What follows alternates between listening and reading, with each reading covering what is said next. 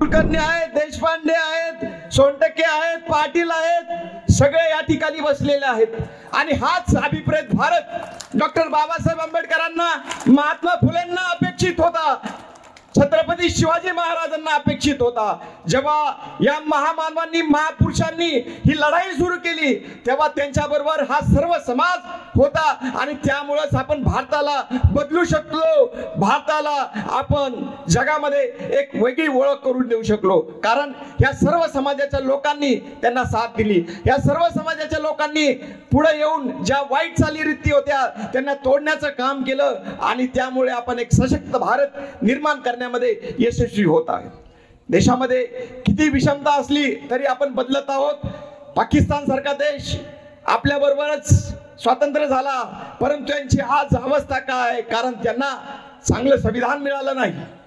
परंतु भारताचं भाग्य म्हणावं लागेल. म्हणून मी म्हटलो का भारताचे भाग्य विधाता डॉक्टर बाबासाहेब आंबेडकर. कारण त्यांचं संविधान या देशाला मिळालं आणि त्यांचं संविधान मिळाल्यामुळं एकाच रात्री निर्माण झालेल्या दोन देश, एक प्रगती करतो आणि एक माग होतो, पिछाडीवर जातो. आणि इतकी मानवीयता त्यांच्यामध्ये फैलल्या जाते की ती लोकांना जाती बघून गोळ्या घालल्या जातात. अशा विचारसरणीचा देश एक तयार होतो आणि दुसरा देश 7,000 पेक्षा जास्त जाती असताना सुद्धा एकत्र येऊन जगामध्ये विकास करतो. ही महानता डॉक्टर बाबासाहेब आंबेडकर यांच्या संविधानाची आहे. ही महानता महात्मा फुले यांच्या विचारांची आहे.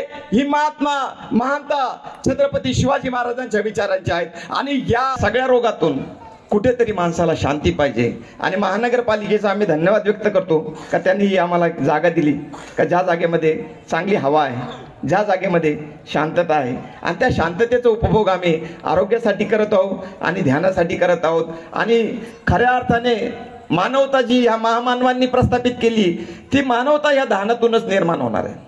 धर्म काहीच नाही आहे, धर्म एकच आहे निसर्गाचा. आणि तो ध्यान केल्यानंतर समजतो की धर्म काय आहे. धर्म ना हिंदू है, ना मुसलमान है, ना जैन है, ना ख्रिश्चन है, ना बौद्ध है. वो खाली धर्म है. और धर्म की व्याख्या केवल मानवता है. और वो मानवता प्रस्थापित करने का काम यहाँ पे हो रहा है. और जो पुनवाला में जो हुआ घटना वो अमानवीयता है और उसके वजह से उनको भी ध्यान करना जरूरी है.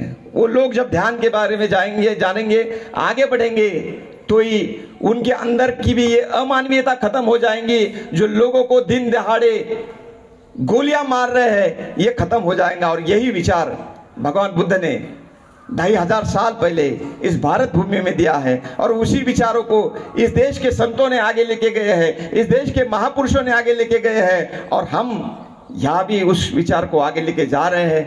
तो 1 मिनिट के लिए मैं आप सबको एक गुजारिश करूँगा की आपण सगळ्यांनी डोळे बंद करावे आणि 1 मिनिटाचं ध्यान करून मी माझं मनोगत व्यक्त संपवतो. डोळे बंद करा, पाठ सरळ, नाक सरळ, शरीराच्या कुठल्या अवयवाची हालचाल नको. श्वास घ्या,